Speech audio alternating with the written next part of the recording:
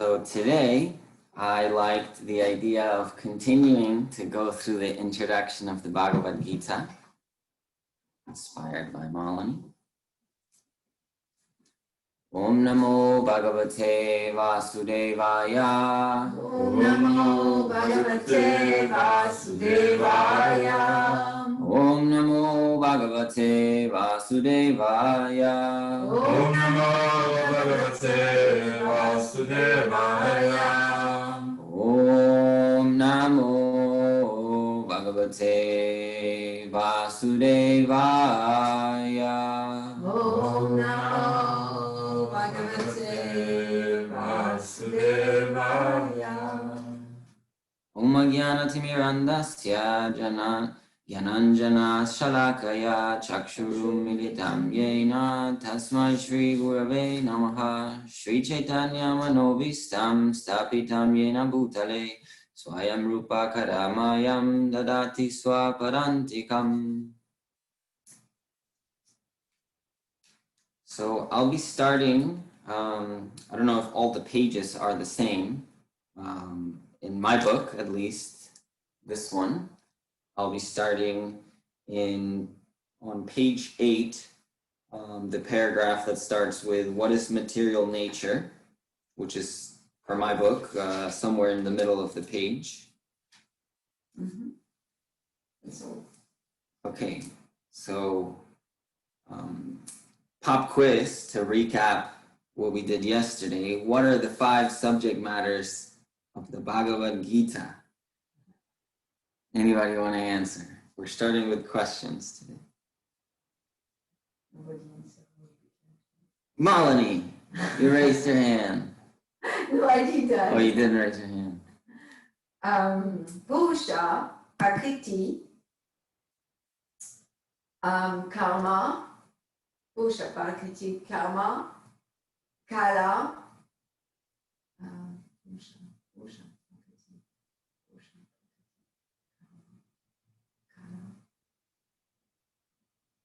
and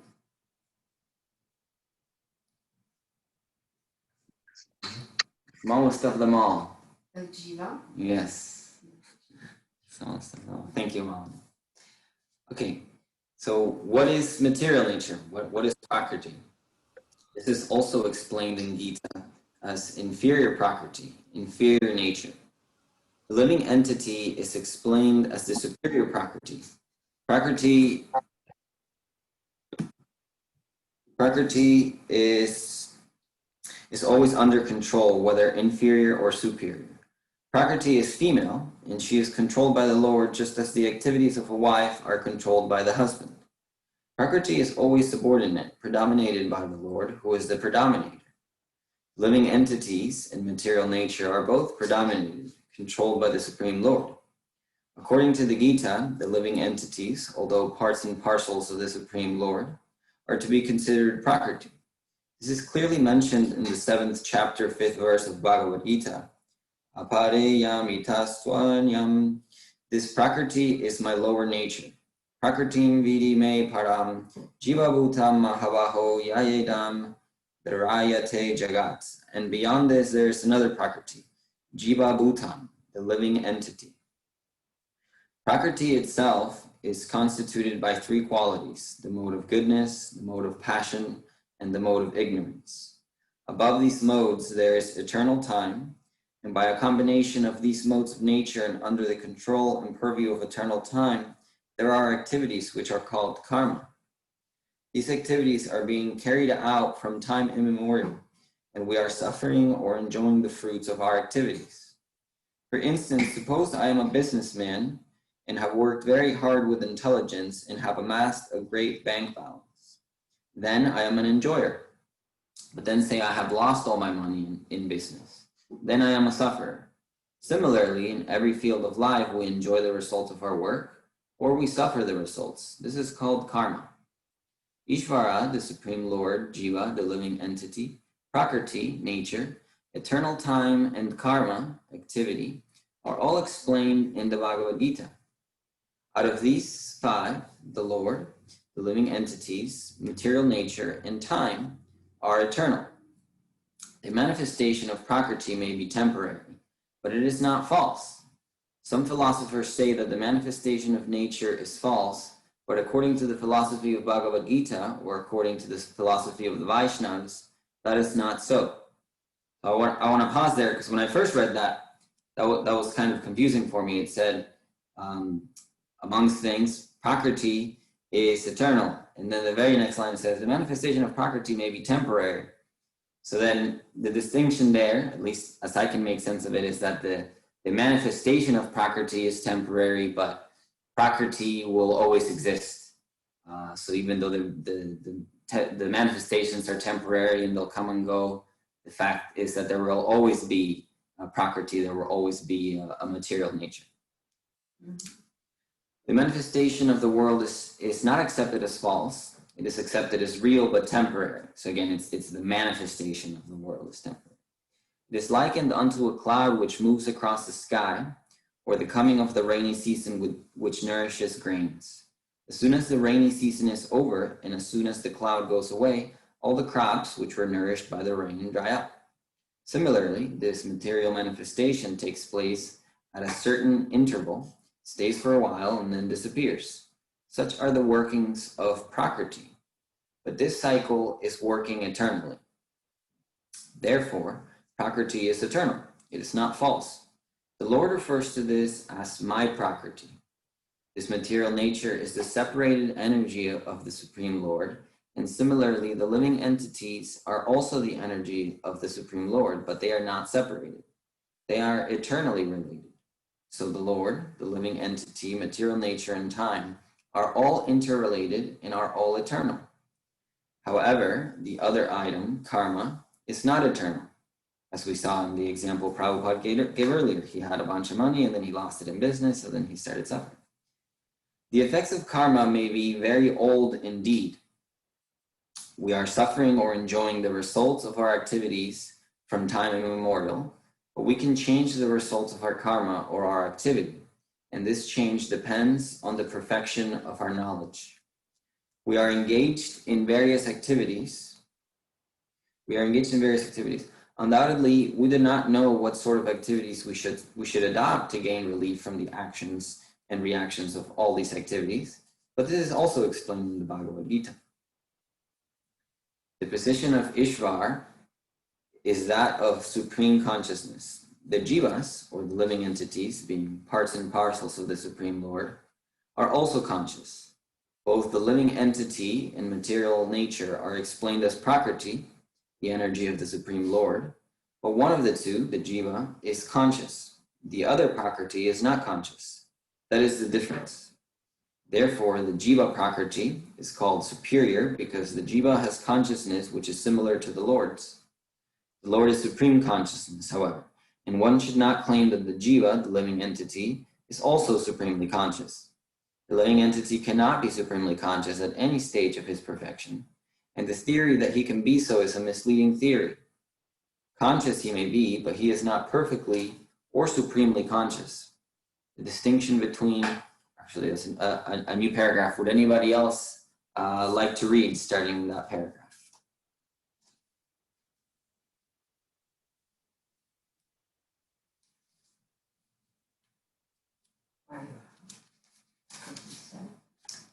So on mine, it's at the beginning of page 10, the distinction between the jiva and the Ishvara. Okay, we're studying the introduction to Bhagavad Gita. Bhakta Eze is leading, and we're at the beginning of the paragraph that begins the distinction. On my edition, it's on page 10. There was a chat asking what we're reading, so that's it. Thank you, dear. And then Narayan had just volunteered to continue reading. The distinction between the jiva and the Ishvara will be explained in the 13th chapter of Bhagavad Gita. The Lord is Kshetrajna, conscious as is the living being, but the living being is conscious of his particular body, whereas the Lord is conscious of all bodies. Because he lives in the heart of every living being, he is conscious of the psychic movement of the particular jivas. We should not forget this. It is also explained that the Paramatma, the Supreme Personality of Godhead, is living in everyone's heart as Ishvara, as the controller, and that he is giving directions for the living entity to act as he desires. The living entity forgets what to do. First of all, he makes a determination to act in a certain way, and then he is entangled in the acts and reactions of his own karma. After giving up one type of body, he enters another type of body, as we put on and take off old clothes. As the soul thus migrates, he suffers the actions and reactions of his past activities. These activities can be changed when the living being is in the mode of goodness, insanity, and understands what sort of activities he should adopt. If he does so, then all the actions and reactions of his past activities can be changed. Consequently, karma is not eternal. Therefore, we stated that of the 5 items, Ishvara, Jiva, Prakriti, time, and karma, 4 are eternal, whereas karma is not eternal. Yeah. The Supreme Conscious Ishvara is similar to the living entity in this way. Both the consciousness of the Lord and that of the living entity are transcendental. It is not that consciousness is generated by the association of matter. That is a mistaken idea. The theory that consciousness develops under certain circumstances of material combination is not accepted in the Bhagavad Gita. Consciousness may be pervertedly reflected by the covering of material circumstances, just as light reflected through colored glass may appear to be a certain color, but the consciousness of the Lord is not materially affected. Lord Krishna said, Maya Yakshena Prakriti. When he descends into the material universe, his consciousness is not materially affected. If he were so affected, he would be unfit to speak on transcendental matter as he does in the Bhagavad Gita. One cannot say anything about the transcendental world without being free from material contaminated consciousness. So the Lord is not materially contaminated. Our consciousness at the present moment, however, is materially contaminated. Bhagavad Gita teaches that we have to purify the materially contaminated consciousness. In pure consciousness, our action will be devoted to the will of Ishvara, and that will make us happy. It is not that we have to cease all activities. Rather, our activities are to be purified, and purified activities are called Bhakti. Activities in Bhakti appear to be like ordinary activities, but they are not contaminated. An ignorant person may see that a devotee is acting or working like an ordinary man, but such a person with a poor fund of knowledge does not know that the activity of the devotee or of the Lord are not contaminated by impure consciousness or matter. They are transcendental to the 3 modes of nature. We should know, however, that at this point, our consciousness is contaminated. Thank you, Malini. So I want to make a comment there about Krishna being Chitra Gya.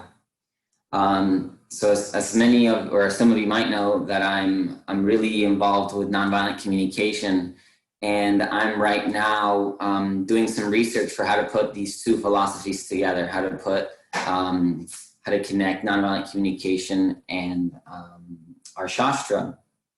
And so right now I'm listening to this book it's primarily about Buddhist spirituality, but really the focus is about being present and using the body as a vehicle for being present. So lately I've been practicing being aware of my body, and particularly I was doing that this morning to support me to being more present with my japa, because I find I can get so distracted and like saying the words, but I'm not really listening to them.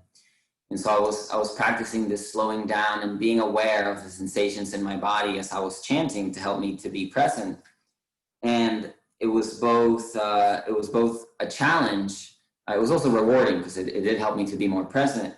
And so this is what came up for me when reading that we're the knowers of our body, and like for me it requires a certain degree of effort even to be aware of my own body. And then Krishna, he's effortlessly aware of all bodies all the time without fail. So I wanted to highlight his awesomeness there. Would anybody like to continue from when we are materially contaminated?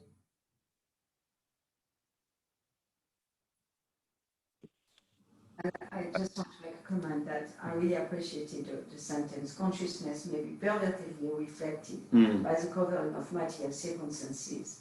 Donc, the theory is that consciousness developed under certain circumstances of material combination is not accepted in the Bhagavad Gita. And consciousness may be pervertedly reflected by the covering of material circumstances, just as light reflected into color of glass may appear to be a certain color. The consciousness of the Lord is not materially affected. It's like so, like, because our action and everything manifests our consciousness. The circumstance of our birth, the type of body we receive, and all that is all a manifestation of our consciousness. Well, I really appreciate the way it was written here. Yeah, we could think, oh, the light has a color, and it's like, okay, it can be affected by, it can be experienced differently because it's going through the colored glass, but it doesn't change the light. So in the same way that, okay, our consciousness may be reflected through different material mediums, but it doesn't actually affect or change or determine, definitely not create our consciousness. Yeah. Hare Krishna. I saw somebody had unmuted maybe to continue reading, or maybe it was share something or ask a question, but I didn't see who it was because it happened simultaneously while I looked at Malini.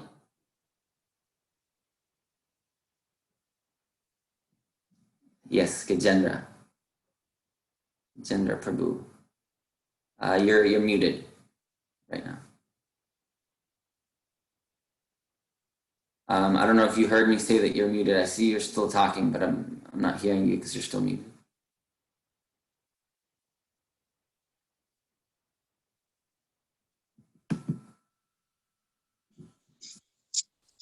I think there. Yes.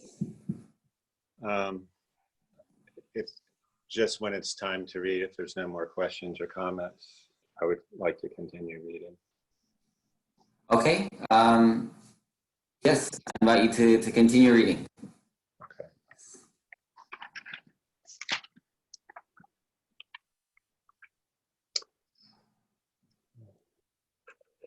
When we are materially contaminated, we are called conditioned.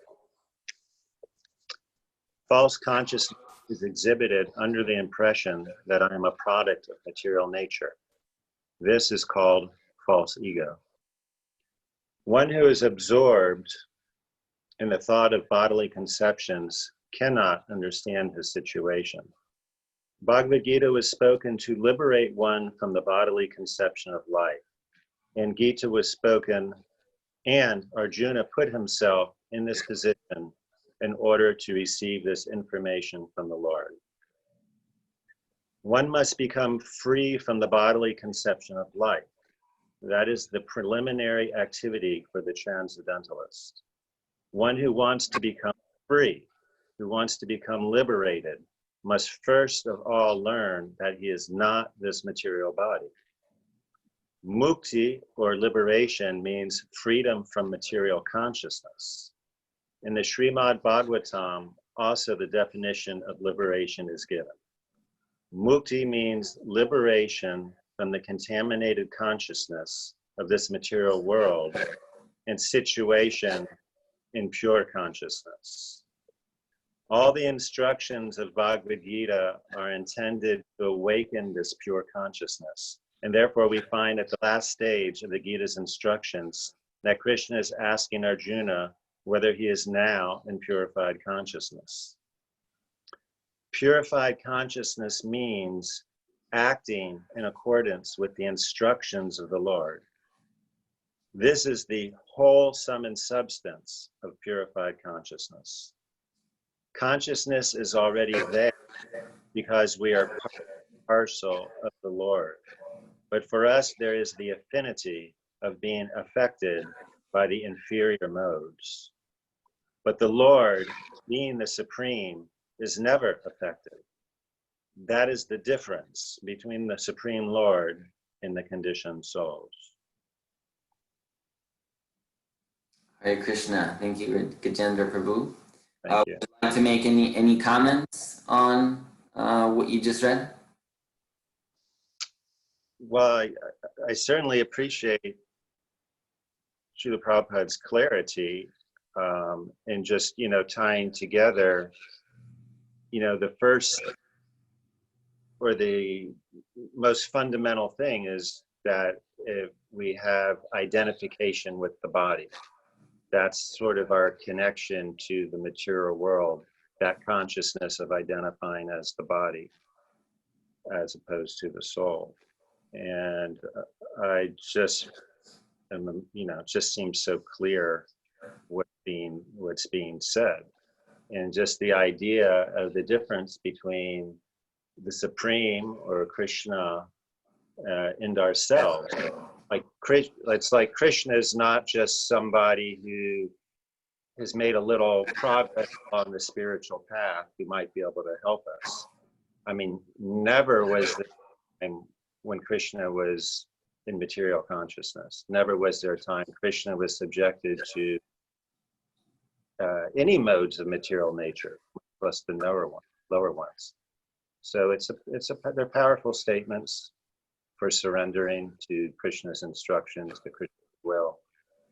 Yes, it's what I've oftentimes heard Dira say, the ABCs of spiritual life, realizing that I'm not the body.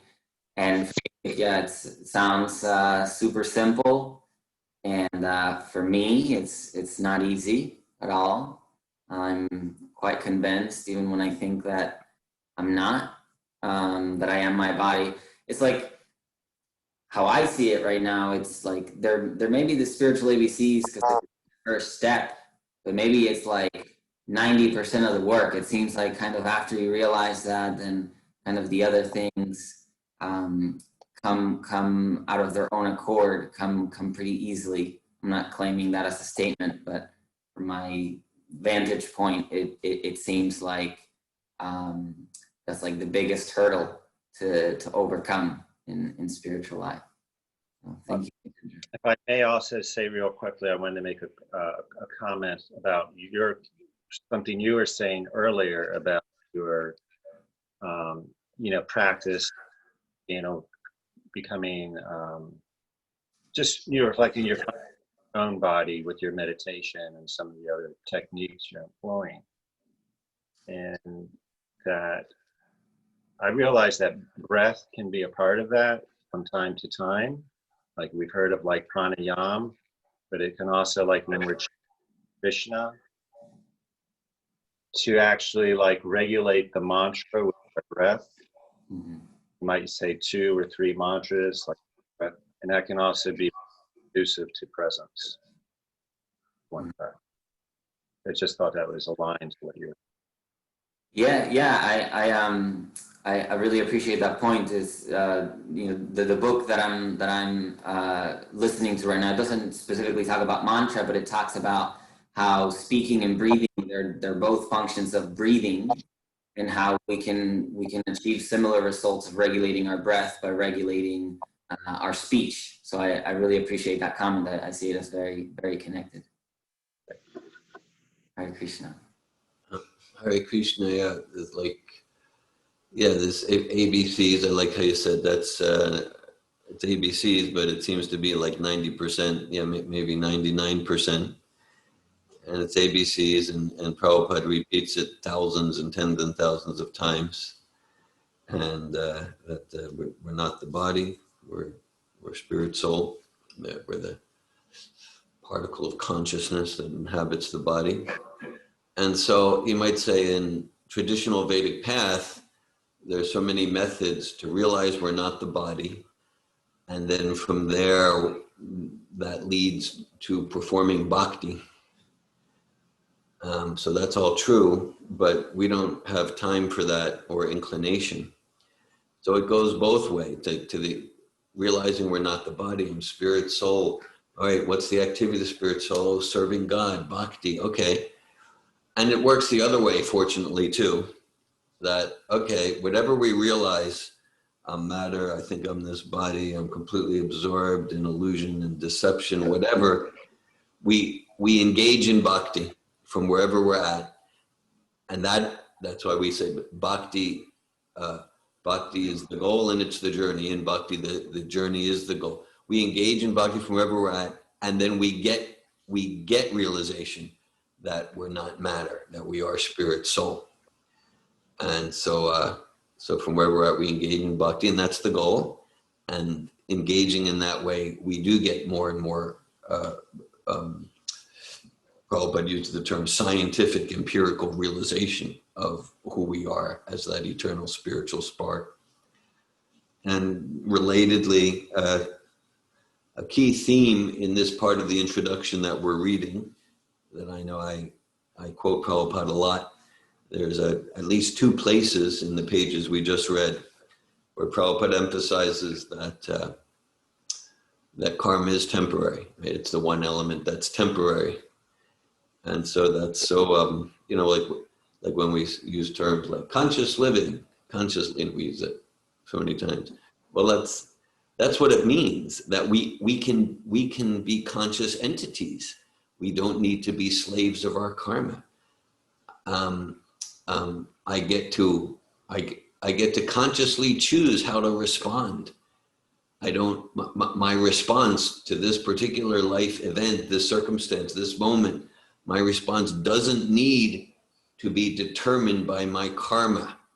In social science, we often use like the terms, there's nature and nurture, and the whole kind of debate between, are we products of nature or nurture? Nature and nurture are different ways to say karma. They're different ways to say karma, kind of what we've created from our past. And as we quote Arlene Curtis sometimes, our past can explain a lot about the present, but it can't take responsibility for it. Only we can do that. And so we have our nature, our nurture, our karma, like that. And in the human form of life particularly, we get to destroy our karma. We get to, as Prabhupada writes, karma can be changed. How? By conscious living. He uses the term by knowledge. Same thing. And so this is a part of the introduction of Bhagavad Gita that so intimately relates to so much of the precepts on which we focus, whether it's in transformative coaching, transformation, etc., etc. Hare Krishna. Hare Krishna, thank you, dear. Mauni? Yeah, I just want to add to what dear Govinda said, or maybe I'm saying the same thing, but you were speaking about the hurdle of realizing that I'm not this body. And it's true that Srila Prabhupada bring home that point again and again and again. But also my sense and experience is that it's not that for us to make it a separate endeavor. There is no separate endeavor to realize that I'm not this body, because the process of bhakti is going to lead me there. So if I'm identifying with my body, or if I'm not identifying with my body, I serve Srila Prabhupada, I serve Krishna. And by doing that, then in a sense, in itself, I'm not this body anymore. Like that's what was the paragraph before. That's what Srila Prabhupada was indicating. So yes, it seems like an order, and there's so many levels of identification with the body, the gross body, the subtle body, in so many ways.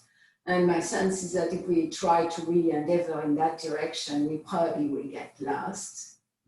And to understand we are not this body, and to endeavor towards service is what I see the balance. Yeah, so you're highlighting the point that Govinda was making, that it works both ways. That the journey is the goal, and well, thank God that if we focus on bhakti, then we can get sort of like the preliminary requirements also fulfilled. Yes, Yes. exactly.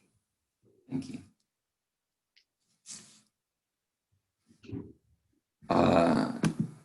Gajendra, you raised your hand. Yeah, I'm just so stimulated by the other commentaries, but I was thinking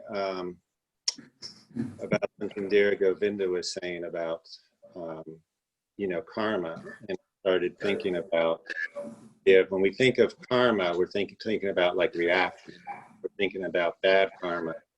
So there's this idea of atonement.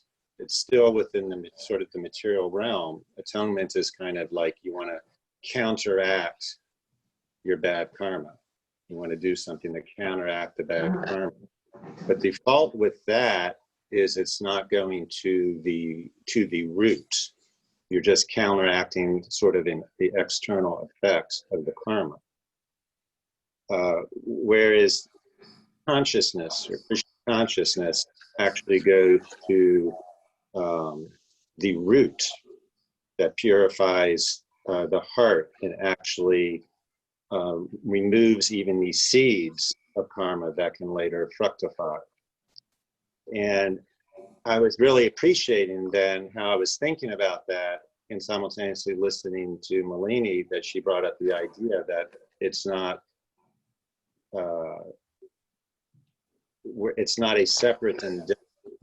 Our process of devotional service is not a separate endeavor. And I was thinking about, yes, it's all inclusive. Whatever benefit one could get from atonement is included in the process of conscious devotional service. But even more than that, it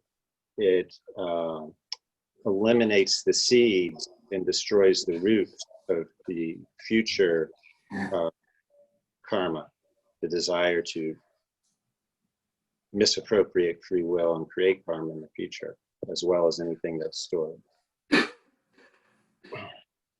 Yeah, I appreciate your comment, because sometimes in Satvatove, or Dira and Malini will oftentimes talk about how it's so much more effective to water the root than watering all the individual leaves. And I hear you saying the same in the opposite direction, that cutting it out at the root is so much more effective than perpetually trimming the leaves and the branches. Hare Krishna. Would someone like to continue reading? We are, at least on my book, on page 11, at the paragraph that starts with, "What is this consciousness?"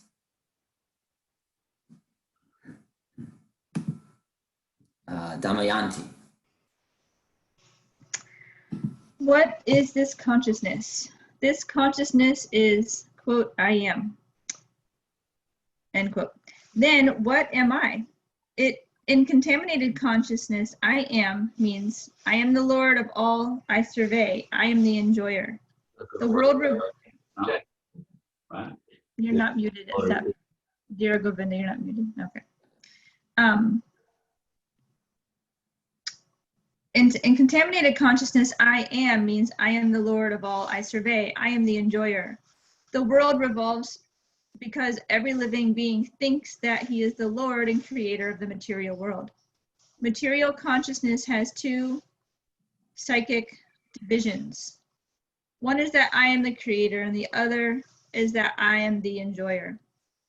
But actually, the Supreme Lord is both the creator and the enjoyer.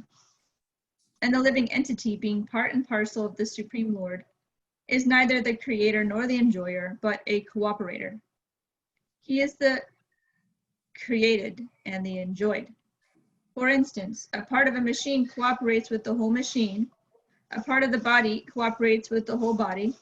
The hands, feet, eyes, legs, and so on are all parts of the body, but they are not actually the enjoyers. The stomach is the enjoyer. The legs move, the hands supply food, the teeth chew, and all parts of the body are engaged in satisfying the stomach, because the stomach is a principal factor that nourishes the body's organization. Therefore, everything is given to the stomach. One nourishes the tree by watering its root, and one nourishes the body by feeding the stomach. For if the body is to be kept in a healthy state, then the parts of the body must cooperate to feed the stomach. Similarly, the Supreme Lord is the enjoyer and the creator, and we as subordinate living beings are meant to cooperate to satisfy him. This cooperation will actually help us, just as the food taken by the stomach will help all other parts of the body. If the fingers of the hand think that they should take the food themselves instead of giving it to the stomach, then they will be frustrated. The central figure of creation and of enjoyment is the Supreme Lord, and the living entities are cooperators. By cooperation, they enjoy. The relation is also like that of the master and the servant. If the master is fully satisfied, then the servant is satisfied. Similarly, the Supreme Lord should be satisfied, although the tendency to become the creator and the tendency to enjoy the material world are there also in the living entities, because these tendencies are there in the Supreme Lord, who has created the manifested cosmic world. Hare Krishna. Have any commentary on this part that you read? I just think it's really fun. Like, I like all the, like, he just uses any, like, 3 or 4 metaphors, and it's really, like, exciting and clear, and, like, I feel inspired. Just the simplicity of the essential, this is like the essential core, the foundational, essential philosophical point of this whole practice of Bhakti yoga. And I've always been really like thrilled by it. Like finally something that makes sense. We're all a part of the we're all a part of the divine, and we're meant to cooperate in the loving spirit. It's just like, what else, you know? What else could be the conclusion or the purpose of life, you know, to cooperate with the Lord? It's just like, it just, yeah, it makes me feel like finally. That's my commentary on it. You seem really like delighted, like really like childlike and zestful and alive.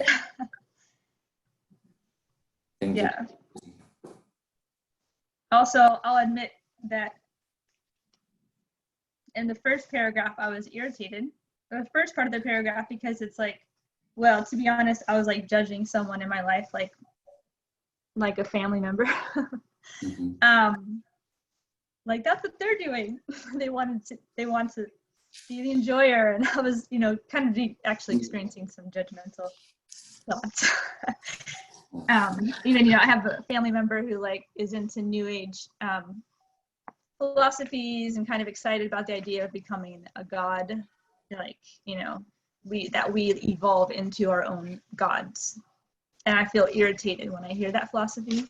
Of course, I love the family member, but that was also happening for me. So that was you love the family member and you're frustrated with their ignorance. Can I call it their ignorance? I don't know. I don't want to disrespect them, but I mean, I have my own ignorance, so that's all I have to share. Hare Krishna, thank you. Would someone like to continue? We are on, we shall find, therefore, in this Bhagavad Gita. In my book, it's page 12. Okay.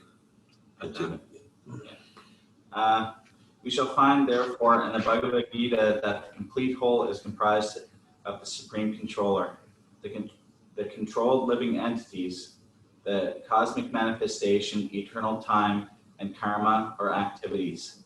And all of these are explained in this text. All of these taken completely form the complete whole, and the complete whole is called the Supreme Absolute Truth.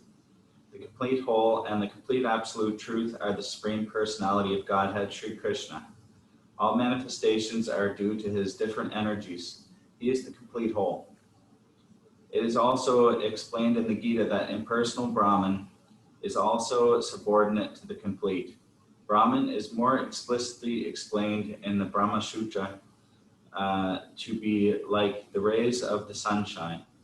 The impersonal Brahman is the shining rays of the Supreme Personality of Godhead. Impersonal Brahman is an incomplete realization of the Absolute Whole, and also is the conception of Paramatma in the 12th chapter.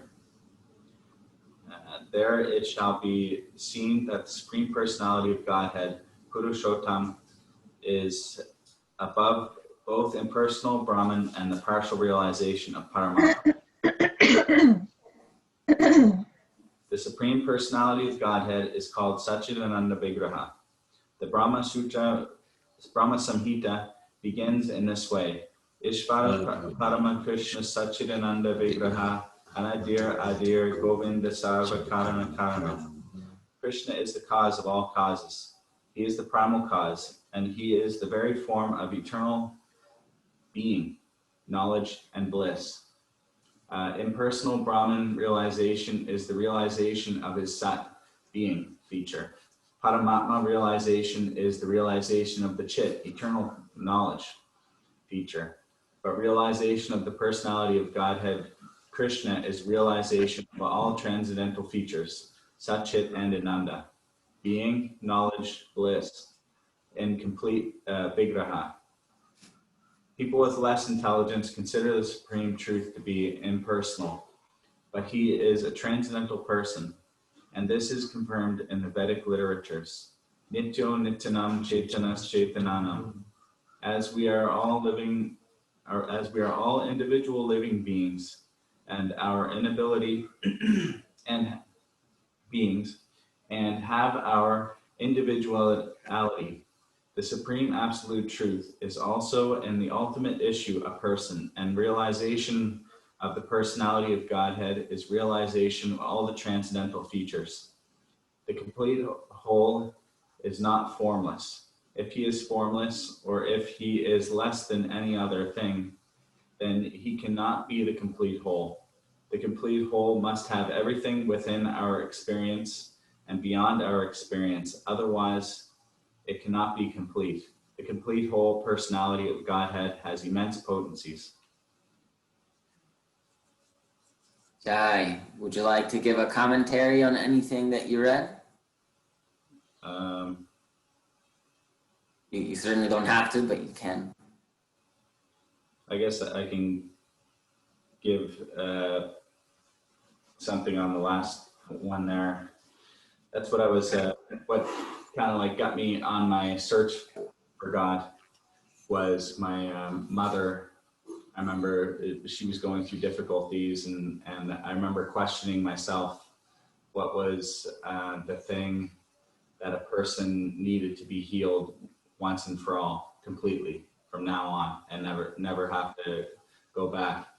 And I remember, yeah, she died soon after that, but I remember looking inside of my heart and well, all my experiences and all the philosophies that I heard, and I kind of like looked at different aspects and looked inside myself, and I finally got deeper in my consciousness and looked inside of my heart and realized that it was something that was missing in my own heart. I didn't know what it was. And from that internal search, I started to analyze what the qualities of love were that I was desiring in my heart. You know, so like, yeah, I wanted that love to be whole and complete. I wanted it to never betray me. I wanted it to never end. I wanted to always get better. You know, when I looked at all my searches for pleasure and all that stuff. So, yeah. So I think that this last paragraph pretty much just sums up that we're looking for that complete whole. That's a personality. I want to love something that's a personality to reciprocate fully. So, yeah. It sounds like you said it was your mom. Yeah. She left you a like the ultimate open-ended question that sounds like really sparked a profound transformation in your life. Yeah, it was that moment that I started basically looking for the essence of what was the meaning of life. You know, it was a nice lesson that she taught me somehow. Thank you for sharing, Bhakta Keith. Yeah. Would somebody else like to continue? We are on How Krishna is Acting in Different Potencies. My book, it's page 13. Ramachandra will continue. Okay. How Krishna is acting in different potencies is also explained in Bhagavad Gita.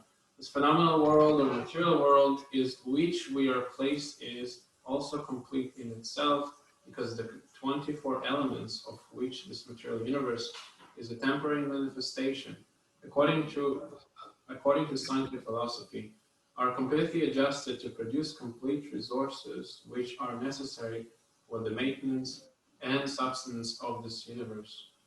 There is nothing extraordinary, nor is there anything needed. This manifestation has its own time fixed by the energy of the Supreme Whole, and when its time is complete, these temporary manifestations will be annihilated by the complete arrangement of the complete. There is a complete facility for the small complete units, namely the living entities, to realize the complete, and all sorts of incompleteness are experienced due to incomplete knowledge of the complete. So Bhagavad Gita contains the complete knowledge of Vedic wisdom. Hare Krishna. Thank you, Ramachandra. Would you like to give any commentary? It sounds like the purport from the invocation to the Ishopanishad, right, dear Prabhu? I would made a post on that on social media, so it's interesting. Thanks.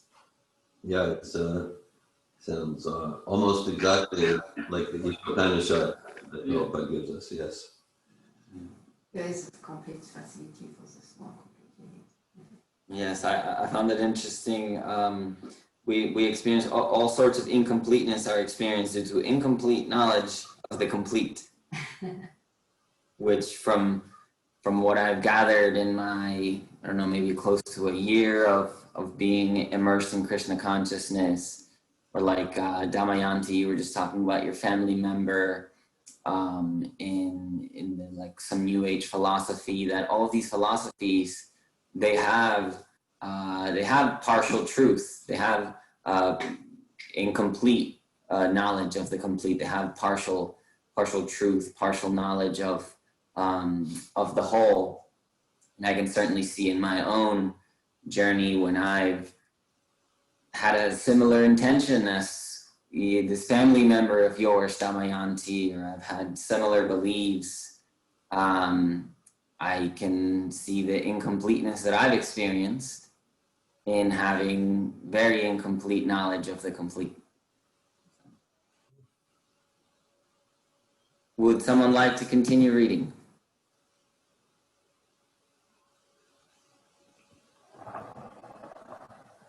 Okay, I'll continue. All Vedic knowledge is infallible, and Hindus accept Vedic knowledge to be complete and infallible. For example, cow dung is the stool of an animal, and according to Smriti or Vedic injunction, if one touches the stool of an animal, he has to take a bath to purify himself. But in the Vedic scriptures, cow dung is considered to be a purifying agent. One might consider this to be contradictory, but it is accepted because it is Vedic injunction, and indeed, by accepting this, one will not commit a mistake. Subsequently, it has been proved by modern science that cow dung contains all antiseptic properties. So Vedic knowledge is complete because it is above all doubts and mistakes, and Bhagavad Gita is the essence of all Vedic knowledge. Vedic knowledge is not a question of research.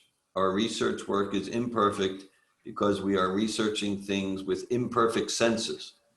We have to accept perfect knowledge, which comes down, as is stated in Bhagavad Gita, by the parampara disciplic succession. We have to receive knowledge from the proper source in disciplic succession, beginning with the Supreme Spiritual Master, the Lord Himself, and handed down to a succession of spiritual masters.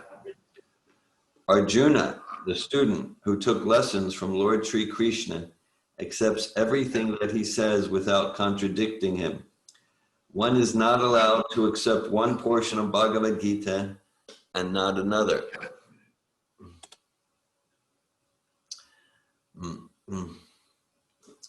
No, we must accept Bhagavad Gita without interpretation, without deletion, and without our own whimsical participation in the matter. The Gita should be taken as the most perfect presentation of Vedic knowledge. Vedic knowledge is received from transcendental sources, and the first words were spoken by the Lord Himself. The words spoken by the Lord are different from words spoken by a person of the mundane world who is infected with 4 defects. A mundaner 1 is sure to commit mistakes, 2 is invariably illusioned, 3 has the tendency to cheat others, and 4 is limited by imperfect senses. With these 4 imperfections, one cannot deliver perfect information of all pervading knowledge. Hare Krishna. So Prabhupada's talking about the completeness of creation, and this introduction is so complete. It's all here, this introduction. And so, in a sense, from a different angle, Prabhupada's referring in these paragraphs that I just read, Prabhupada's referring to the beginning of the introduction, even the very beginning. Om Ganat Mirandasya Gananjana Shlakaya Chakshurmitamnina Tasmai Shri Guruve Namaha. That we receive knowledge through parampara, evam pra praptam imam vajarshayo vidu sakala neha matai yogo nasta prantapa. Arjuna is receiving knowledge in this parampara. Krishna is reestablishing a chain of perfect disciplic succession of gurus who are saintly kings. So the conclusion is the same as the disciplic succession coming from Prabhupada, Bhakti Siddhanta, Gaura Kishore. The conclusion is the same, and that particular line with the same conclusion is for saintly kings like Arjuna, Maharaj Yudhishthira, King Parikshit. And so Prabhupada's coming at a pit, because he dealt with ontology, what is 5 basic truths, tattva, Ishvara, or God, Jiva, the living entity, Prakriti, material nature, time, kala, karma, activity, reaction. So that's like the ontology, and then epistemology. Well, how do we know? How do we understand this complete and perfect knowledge? And so there's the epistemology of sense perception and empirical inference. And those ways of knowing, they have their validity, like through inferential, material, empirical science. We can understand some things through sense perception. Sometimes our sense perception is accurate. Sometimes it's way off. Just like a child sees the sun as a yellow circle in the sky 2 inches in diameter. So that's what it is. It's actually this huge stellar body 1,000,000 times greater than Earth, like that. So our senses are limited. That's part of the material context. Sense is subject to these 4 defects. And so through these other ways of knowing, sense perception, scientific, empirical research, they can support and supplement infallible sources of knowledge, Shabda Brahman, Parampara. Just like here, look, science has found that actually a well-balanced vegetarian diet can be healthy. Okay, Great. In the 1950s, they said, no, you need to eat meat. Okay, now they say, okay, so now science might stumble upon something that actually supports and complements infallible knowledge. And as we develop, as we advance, as we progress in Krishna consciousness, then more and more, when there's an apparent contradiction between other ways of knowing that are, they're not useless, but they're fallible, they have defects, and what's coming down from parampara, then we naturally trust the infallible source of knowledge, the infallible source, the Vedas. So earlier in the introduction, Prabhupada was talking about Guru Parampara, and here he's talking about Shastra, and they're different, and they're one and the same. They're one and the same. Like, I know for me, Shastra is Prabhupada. Like what I know about the Vedas, I know through Srila Prabhupada. So for me, Prabhupada is Shastra. And I'm emphasizing that because there's many places one can go in devotee circles these days, especially in recent years, decade or two, where so-called followers of Prabhupada will insist Prabhupada is not Shastra. To know the truth, we need to check what Prabhupada says by going to Shastra. I'm sorry to say that, but it's like it's around. It's around, and it's not like hidden or something. It's pretty like that. But anyhow, for me, Prabhupada is Shastra. I know the Vedas through Srila Prabhupada. I'm not like going to study the Vedas to see if Prabhupada got it right this time.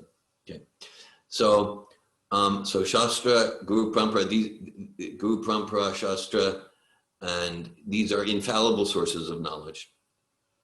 And so Prabhupada is saying, like, yeah, so if we want realization of what is the spirit soul, what is Ishvara, Krishna, what is the nature of matter, what's the relationship between these five truths, then we want to hear. We want to hear from the infallible sources of knowledge, which we mentioned yesterday in the class and discussion. These just like we're reading this introduction, and cognitively we're getting whatever we're getting, and maybe missing whatever we're missing, but just to read Prabhupada's vibration, every vibration from Prabhupada, from Krishna, from Arjuna, every vibration is itself self-revealing.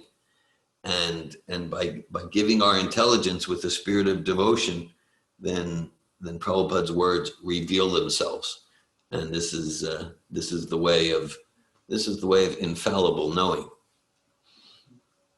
Can I ask a question about it, bro? I don't know. Yeah. Ezra, can I ask a question about this? Share. Yeah. Like, because I experience Prabhupada so dynamic in his like answers sometimes. So I was wondering maybe if you could like refine what do you mean by Shastra, because like so many nuances. Like sometimes Prabhupada says like, we should read the previous acharyas. Sometimes he says that one should see all the acharyas and his own spiritual master, and like there was moon landing, there wasn't moon landing, and they're like seemingly contradictions within Prabhupada's Shastra. And I was wondering, how do you like approach that? Okay, thanks for that, Ramachandra. Yeah, so apparent contradictions. So like when I say like, okay, like as the spirit soul advances in bhakti, then there's naturally more and more trust and faith in the knowledge coming down from Shastra, based on intelligence and experience. So accepting it sometimes looks like, I accept that this is absolute truth. I accept that this is truth. I'm not clear how it's truth. And I can say for myself, looking back 40 years ago, I started reading Prabhupada's books. About 37 years ago, I started chanting Hare Krishna.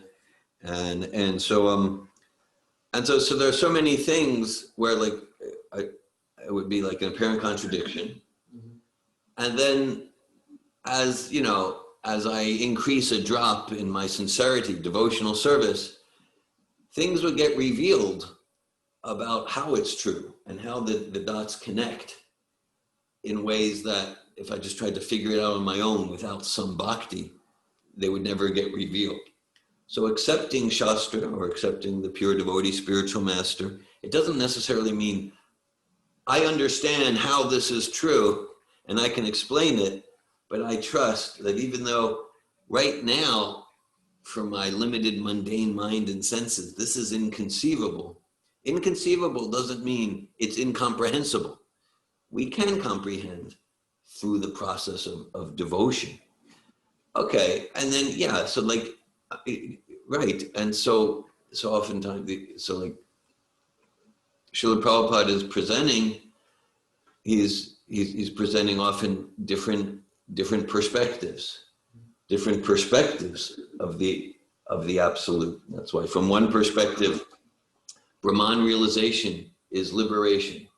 But then sometimes we'll say it's not liberation, right? Because the spirit soul there is liberated from matter, but doesn't have a taste for devotional service, so the spirit soul will probably fall back down. So you say, well, here says liberate, here says not. It's a contradiction. Well, as through bhakti, we understand the totality. Similarly with the moon. Okay, I mean, that can get the whole topic, but it's pretty straightforward. So many times where Prabhupada clearly indicates, yeah, okay, maybe they went to the moon. Okay, and you're, oh, they didn't go to the moon. It's a contradiction. Well, okay, so sometimes he's talking about Chandraloka, which is like the moon planet as described in the Vedas, where there's these beings who, with our material mind and senses, we don't have access to them. There might be demigods in this room right now that I'm not seeing. So Prabhupada's clear. They did not go to Chandraloka.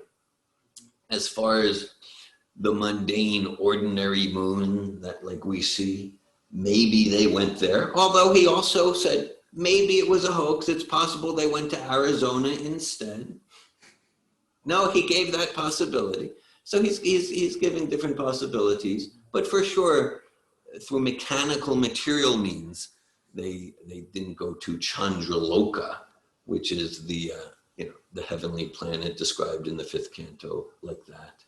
I mean, I could explain more about that, but that's an instance where I thought, oh, this was contradiction. But now, yeah, back in whatever, back when I was in Israel in 1984, 85, I started reading things like that. I wrote handwritten letters, because that's what it was. I wrote handwritten letters to Sarvabhuta Prabhu, who was based in Philadelphia at the time. He's a devotee scientist, passed away in 2008. And he had a PhD in mathematics from Cornell University. And so I shared my doubts. Anyhow, so it was years and I had painful doubts about that and many things. And now for me, it's not even like I just have to have faith. No, if we look at the totality of what Prabhupada says, he's completely consistent internally, and he's consistent even in terms of our experience of the world and what science says and things like that. So that's. So would you say there's like one concrete answer, or it's kind of like simultaneously one difference that results in like many truths that Prabhupada spoke about from different perspectives? Yes, it speaks about it from different perspectives. I mean, like Krishna consciousness is simple, and at the same time, it's not simplistic. There are complexities. There are complexities. There are nuances. There are subtleties. Yeah. And so sometimes Prabhupada is emphasizing this perspective, sometimes emphasizing a different perspective, like that. Thank you. All right, Krishna. Can I say something? Hare Krishna. Thank you, Dheera and Rama, for your questions. Let's open it up. If there's any other questions or comments, Gajendra. I know it's getting late. I'll try to be quick. This was stimulated by earlier on Damayanti Devi Dasi mentioning about her relative and some idea that they had about sort of becoming God. And, she had her view about that. And then you made some comment. And then I was connecting it to what we were reading that Prabhupada wrote in the introduction, talking about, the completeness or incompleteness of knowledge. So it really ties in a lot to something I've been thinking about in these modern times, so to speak, which are really different than I grew up with. But it's like when we look at that judgment, so it's like, let's say somebody is thinking like, well, they want to become God. In the realm of judgment, well, is that wrong or right? It's like we can make a judgment. Well, no, that's wrong because Krishna is God. They're not God. They're just being egoistic or puffed up. But is that the only context? Is that the only context? As we're trying to deal with this person, do we want to have a context that just sort of puts them in the wrong? Or do we possibly want to have a context to connect them to Krishna consciousness? And by that, I mean to say, in a sort of liberal way, a broad-minded kind of way, when I look at a lot of things happening socially nowadays in modern times, which is really different than when I was young. Because when I was young, for example, we never even thought about homosexuals, for example. And now in the social world, oh my gosh, there's all this gender identity stuff and people, it's like non-binary and male or female or it's gender change. And so I'm looking at all this, and on one hand, it seems crazy and ignorant. And I'm not trying to be judgmental, but that's but in another way, I can look at it and go, oh, that's interesting. It's like they're starting to get some realization that they're not that body. Someone might have been born like a man, but I feel like I'm a woman. And it's almost to say at some level, I'm not this body. And so to me, that connects sort of to Srila Prabhupada's purport about incomplete knowledge. It's almost like they have a little knowledge, but it's not really complete. And so from there becomes there's this saying, this English saying, a little knowledge is a dangerous thing. So with that little bit of glimpse of insight and realization that, hey, maybe I'm not this body, where can it go? Well, I don't know. It makes me wonder, if I were to say to somebody like that, well, that's very interesting that you're saying this about your sense of gender identity, because actually, over here, over I'm into, Bhagavad Gita, it actually says we're not this body. So you actually could be as, who you feel you are is something other than your body. And with that prompt, I can go hey, you're crazy, or hey, so it's what context could I use for service in just meeting somebody where they're at and wanting to encourage them in a direction. And so when I thought about Damayanti Devi Dasi's, idea, it's well, we do want to become God-like. We want the quality of God. And also, Krishna, we don't want the mistake, the danger is to think, I'm the supreme. I should be served.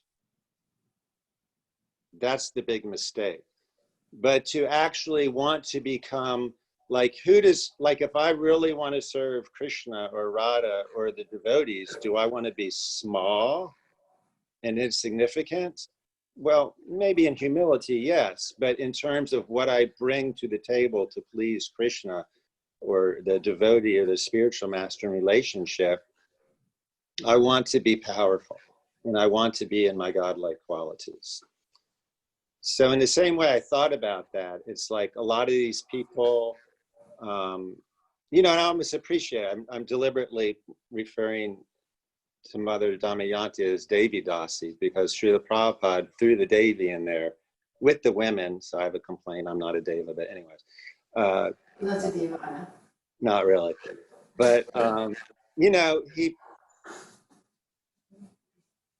you know, I don't know, your relative is like, I don't know, maybe like just give them something.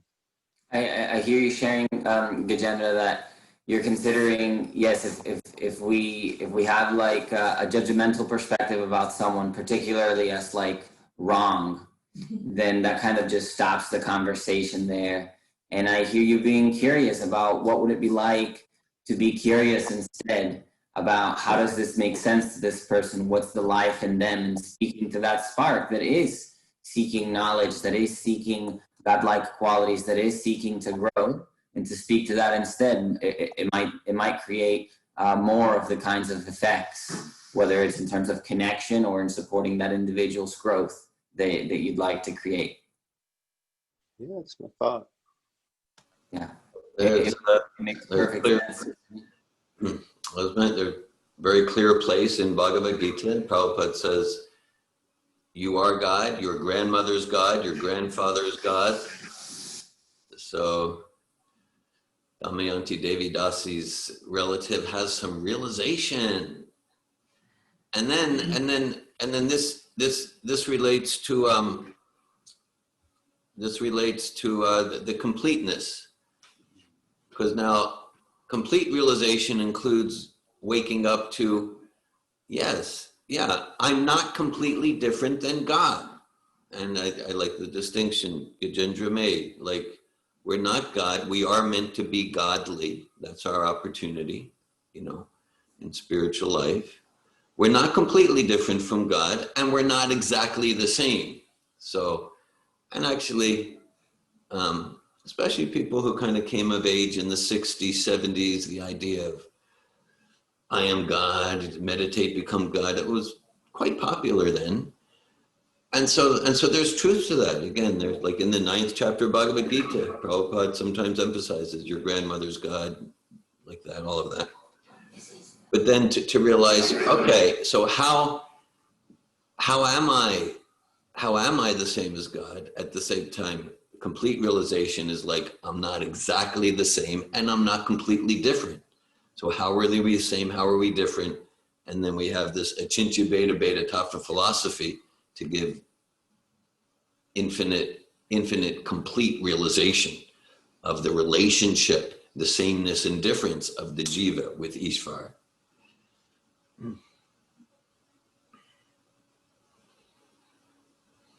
Hare Krishna, appreciating this conversation, because so at the beginning I mentioned how I'm exploring, I'm putting together this thing of how to put together Vaishnava philosophy, nonviolent communication, and particularly your comment, Gajendra, about how quickly we could stop our own process of wanting to support someone, as well as stopping somebody else's process with this judgment of wrong or right, and how instead being curious about, okay, what is alive inside of that person? What are they trying to move towards? What are they already moving towards? That's such a much more enlivening, engaging, curious conversation, even if we don't necessarily say something to them, but just applying that process in our own thinking. So I'm really appreciating this conversation. Hi, Krishna. Yes. Thank you all. Yeah. Well, this is helping me. Well, I do want to say that one time so this family member is my father, and he just put that out there as a theory, not so much his personal like goal. It's not like a hard thing, but he's really into philosophy and speculating and taking in all the spiritual philosophies. He's really into spiritual philosophy. So I appreciate that about him. He read the whole Bhagavad Gita. He read all 18 chapters. So, you know, I love my dad, and one of the responses I gave when he, brought this up, which was months later, it came up more recently. I said, yeah, there is, in our spiritual practice, there is a process for becoming a demigod and having your own planet and everything. And he's like, oh, really? And I was like, yeah. So he liked that. It's exciting to him. He wants to be thrilled in spiritual philosophy and practice. He's really wants to be entertained and thrilled by it. So I gave him that, and so I am meeting him where he's at, and also just having this conversation, like not only being curious about the person I'm listening to, who I could be judging and worried about, but like just being curious what's going on in my consciousness. So equally turning the spirit of discovery towards me. Why am I judging? And what it is, through the conversation, is that I'm worried. I'm experiencing fear and concern for my mother and father, and but they're okay, and it's not my business really. So anyway, I'm appreciating the conversation. I just wanted to share a little more, responding to all of you. Thank you. You're realizing that your frustration comes actually from a place of worriedness, that you're afraid for what could happen, where might they go in their soul journey if they were to really commit to that philosophy. And I really hear that you're wanting to care for them the best that you know. Yes, exactly. Thank you. Yeah, Hare Krishna. Damayanti's dad sounds awesome and lucky to have such a daughter. Yes, I'm also enlivened to hear his passion, his sincere desire and curiosity to find something that works, find something that makes sense. He sounds very, very open-minded, and so I can also see how, there could be plenty of room for you to support him in the way that you so much want. Any other questions or comments before we close today?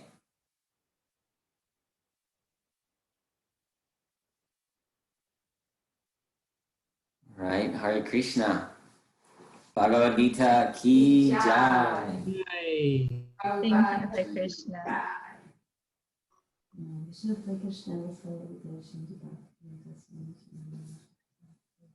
Hare Krishna.